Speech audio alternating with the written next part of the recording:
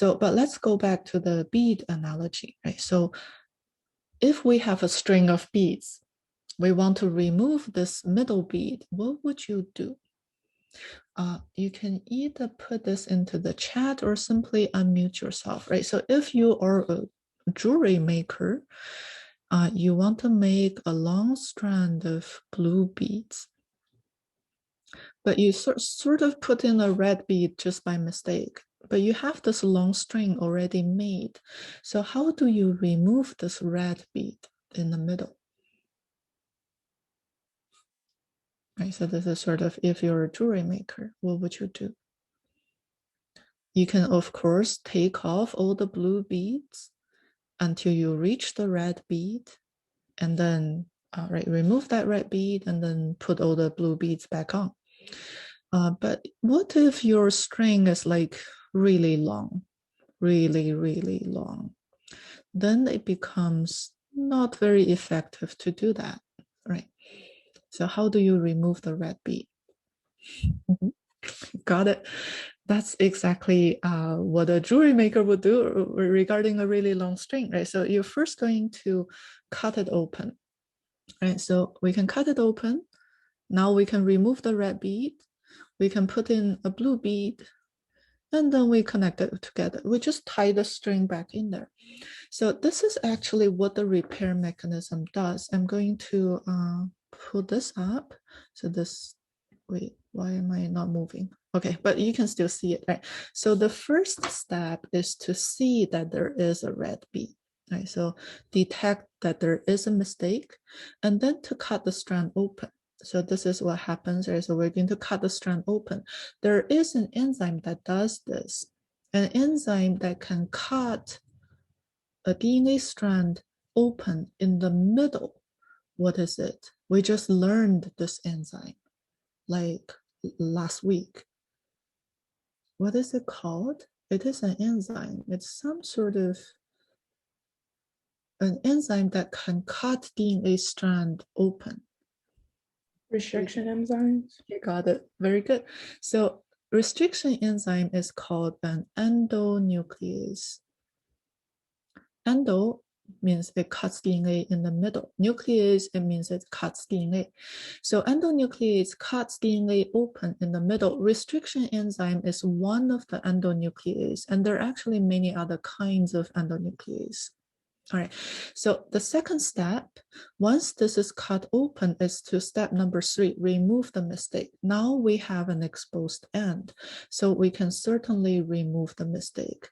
And depending on what the mistake actually is, what the repair mechanism is, different strategy will be used here. And I will go through this quickly. So step number 4 is to produce a new strand. Right, so here we have an exposed end, 3' end, and then DNA polymerase can come in and then put in a new nucleotide. This is what DNA polymerase does. It takes an exposed 3' hydroxyl group and add onto it a nucleotide. All right, so and then the last step is to tie up the string or close up the strand.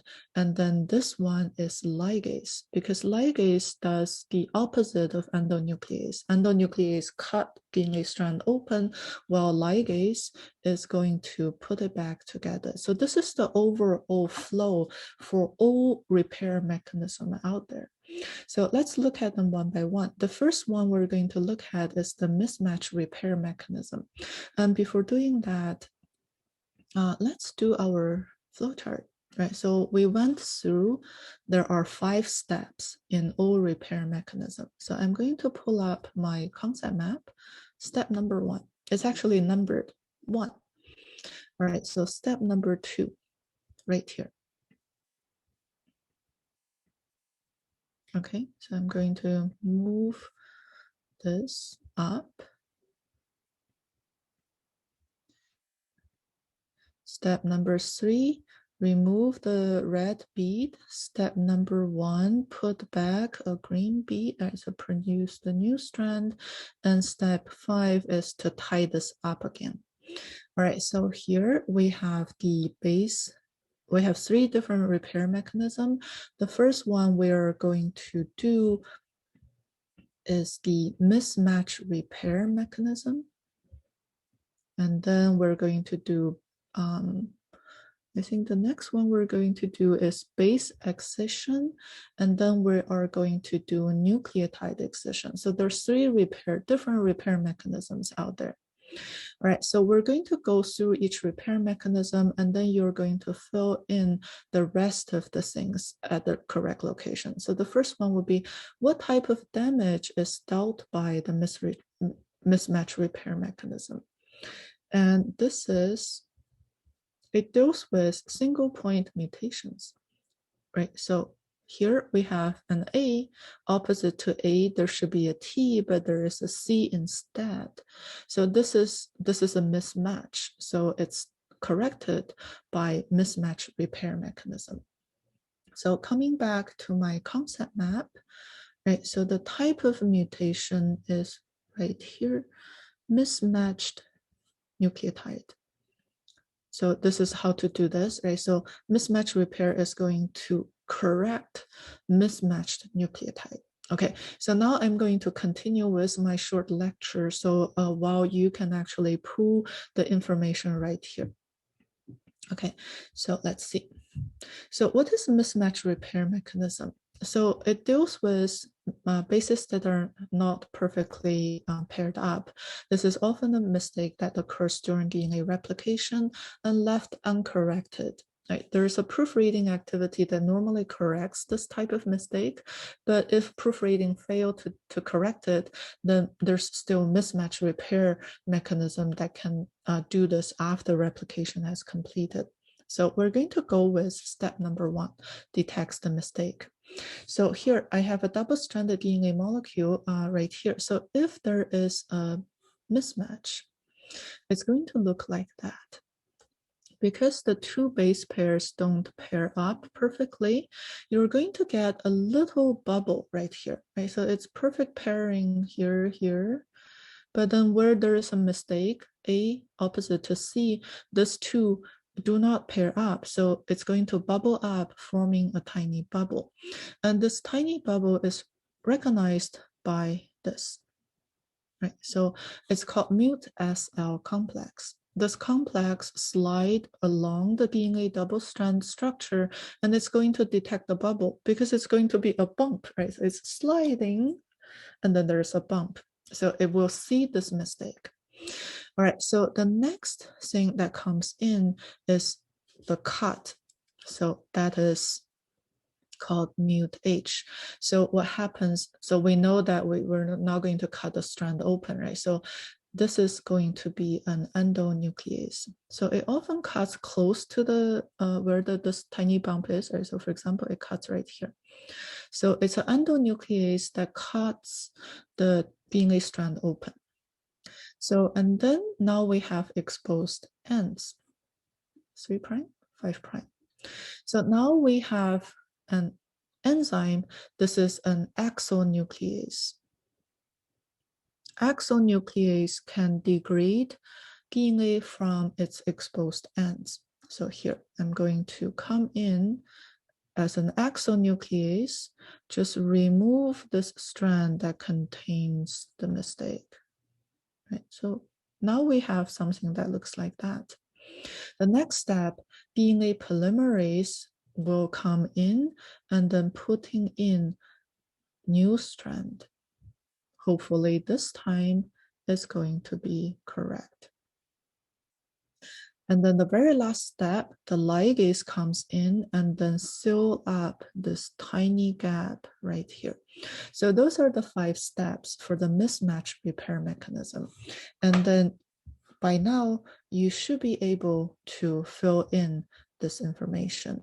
So if you need this slide, this is in that PDF file. So you can certainly go back to the PDF file and then pull out this information. All right, so here, let's move on to the second repair mechanism called base excision repair. So this deals with a different type of damages. So the damage here is caused by replication errors. If the replication is not 100% accurate, we end up with structure like that looks like a tiny bubble. So, however, DNA are biomolecules, so DNA structure can be subjected to chemical damages. So here we have an example. So this is a cytosine structure, C.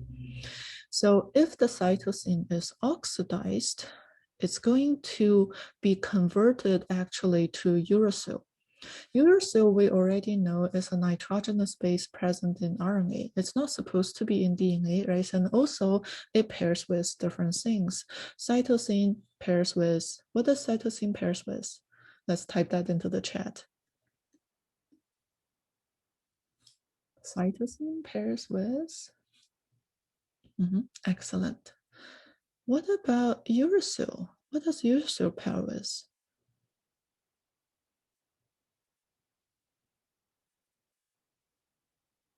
Uracil, okay. In RNA, RNA has UAGC. So what does uracil pair with?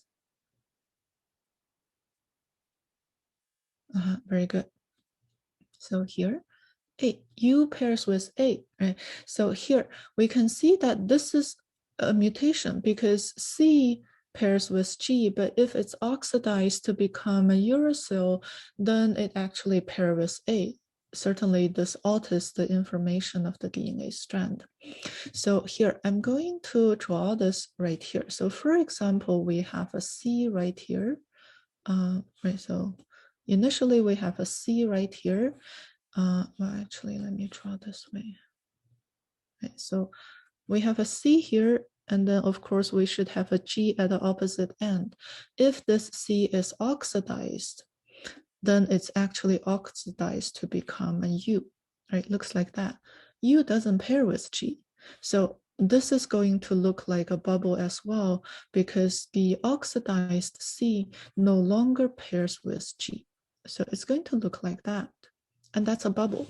And of course, all the repair mechanisms are going to see this as abnormal. So the enzyme that recognized this initial mistake, seeing the red bead among a string of blue bead, is called glycosylase.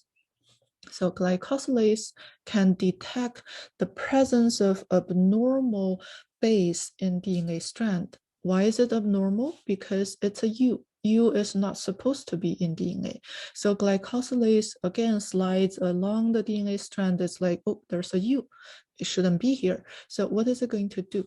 The same enzyme is going to perform a cut, not the DNA strand though. It's going to do this.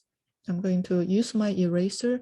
It's going to just cut off this nitrogenous base, right? So see, I'm going to remove that nitrogenous base. Now we have something that looks like that. So by the way, this shouldn't be step one. This is actually, I need to cross this off. This is step one, and then this is step two, right? So here, the abnormal nitrogenous base removed, recognized and removed by glycosylase. The second step is we need to open up the DNA strand. Okay? So to open up the DNA strand, we know that it should be an endonuclease. Endonuclease is the enzyme that can do this, and the endonuclease here is AP endonuclease. And AP stands for apurinated or A pyrimidine. So basically their A is negative, right? So there is no base at this position. AP endonuclease is going to see a position like that, and it's going to cut the DNA backbone like so, right? So, and then removed, the mistake is removed. So here, actually we're skipping a step. So we don't really need to remove the mistake because the endonuclease actually removes the mistake. So there are different base excision repair mechanism out there. Some repair mechanism does remove a couple of more bases, and then that would be like an exonuclease.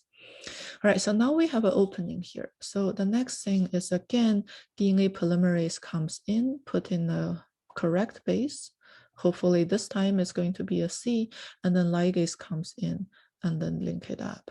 So this is the base excision repair. The third mechanism is called the nucleotide excision repair. So it dealt with larger distortions. So when we are exposed to extreme intense sunlight or UV irradiation, what happens is UV irradiation is going to cause the two neighboring thymine to be connected together. This is called a thymine dimer. All right, so if we have two T's next to each other, these two T's will be connected by UV cross-linking. So they become this. The two T's are bunched up somehow, a thymine dimer. And then this is going to form a bubble as well. It's a larger bubble because before it's just one tiny bubble caused by a single nucleotide change. Now we have two thymine connected. So this is a larger distortion. It's caused by physical damage. Okay, so here, and then there is a different mechanism that dealt with this. So to see this abnormal structure, we have protein called UVRA. It's going to again slide along the DNA. Now it's going to see a much larger bump. It's like, oh, there's a thymine dimer here. So here, so UVRA and UVRB work collectively to detect the presence of this. So, and then we have an endonuclease right here, UVRC. So UVRC is an endonuclease. So I'm going to take an eraser now. I'm going to cut maybe right here, and then I'm going to cut right here. So now we can see that this internal structure, I'm going to highlight it. Oh, wait, I'm going to actually draw like right here. You can see that this structure is no longer covalently linked to the remaining structure, right? So I can actually take it away like so. So what's holding this two together is base pairing. Right, so we have base pairing here. So this can actually be dissolved very easily. We can take a helicase. The function of helicase is to separate DNA strand or to dissolve the hydrogen bonding between base pairing. So I can actually take a helicase, dissolve that connection, and then I can just take this entire thing away. So this is how mistake is removed by NER mechanism. Helicase is the enzyme that does the removal. It simply lifts the entire mistake away. So then after that, we are back to DNA polymerase. DNA polymerase is going to, oh, great, I'm going to do this. And then ligase finally connect. So this is the three mechanism. All right, so now we are going to, let me look at my action plan. So we are going to complete the concept map. So let's do, we don't have that much time. So let's do, how do we do this? Let's do 10 minutes.